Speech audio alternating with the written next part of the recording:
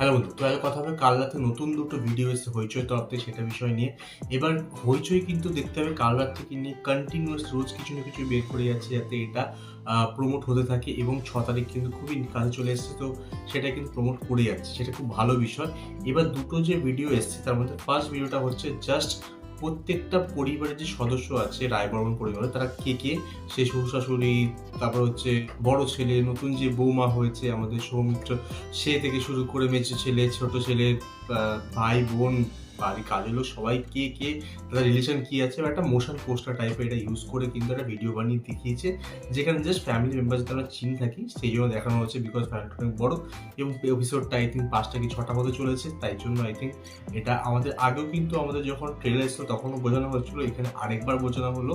তো এটা জাস্ট প্রমোশনের জন্য নতুন নতুন ক্লিপ এটা দিয়ে যাচ্ছে, এটা জাস্ট ঠিকঠাক। বাট সেকেন্ড যে ক্লিপটা এসছে সেটা কিন্তু খুব ইম্পর্টেন্ট, বিকজ এরকম একটা ক্লিপ কিন্তু আমরা আগেও পেয়েছিলাম, ওর বিয়ের আগে দেখানো হয়েছিল, যেখানে ওর বিয়ের আগে আইবুড়ো ভাত খাওয়ানো হচ্ছে এবং একটা ছেলে, মানে মেয়ে সেজে এসছে বা একটা ছেলে, তো ওর একটা নিজের চ্যানেল আছে, তাকে দিয়ে প্রমোট করা হচ্ছিল। ওটাই হয়েছিল অ্যাকচুয়াল মানে সিরিজের কোনো একটা ফুটেজ, বাট সিরিজের ফুটেজ না, ওটা প্রমোশনের জন্য ইউজ করেছে। এবং ওই যে কাইন্ড অফ থার্ড জেন্ডার মনে হচ্ছিল, সেটা অ্যাকচুয়ালি একটা ছেলে, সে মেয়ে সেজেছে এবং সে এরকম স্কেচ নিজের চ্যানেলে করে থাকে, যেরকম তোর হয়তো ওই ভুবন ভাম বা আশিস চাঞ্চালের ভিডিও দেখে থাকবে, তারা ওরা অনেক স্কেচ বানায় যেখানে তারা মেয়ে সাজে, তো এখানেও সেরকম ছোটো ব্যাপার।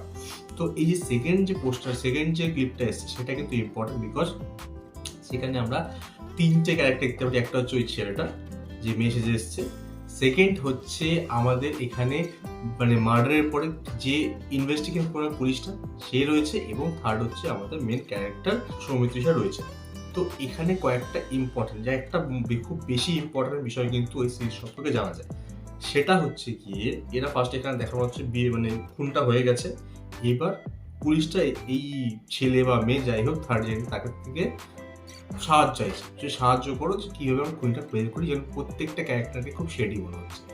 এইবার ওরা দুজনকে কথা বলে হচ্ছে সৌমিত্র ক্যারেক্টারটা, যেটা দেবী, তার কাছে কথা বলার পর জানা যায়, তাকে জিজ্ঞাসা করা তুমি জানতে যে তোমার বরের এটা সেকেন্ড বিয়ে, তাও কেন বিয়ে করতে রাজি হল?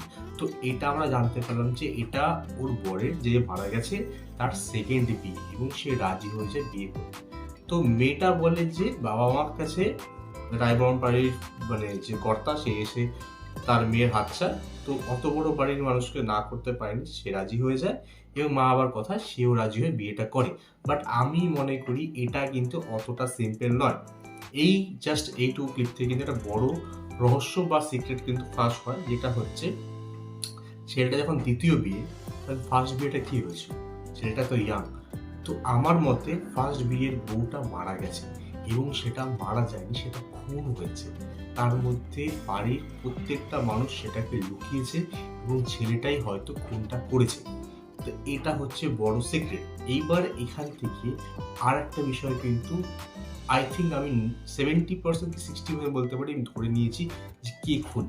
বিকজ তোমাদের আমি যখন ট্রেলার হয়েছিল তখন তোমাদের একটা কথা বলেছিলাম, তোমরা যদি ডিটেকটিভ গল্প দেখে থাকো যেখানে খুন নিয়ে কোনো কাহিনী হচ্ছে, সেটা ব্যোমকেশ হোক, সে ফেলুদা হোক বা শাল হোক, সেখানে একটা জিনিস খুব কমন থাকে, যখন কোনো খুনের মানে ডিটেকটিভ চেক করে যে কি খুনি, তখন প্রত্যেকটা গল্পে দেখবে একটা লোককে দেখানো হবে, মনে হবে খুব মানে সবাইকে একটু সন্দেহ করে দেখতে হবে।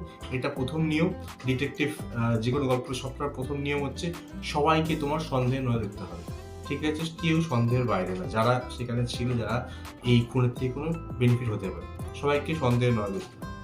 বাট সেসব গল্পে একটা জিনিস খুব কমন, যেটা হচ্ছে একজনকে তোমার মনে হবে এ তো পাক্কা খুনি, খুব খারাপ লোক, খুব বদমাশ লোক, কিন্তু সে কিন্তু খুনি কখনোই বেরোয় না।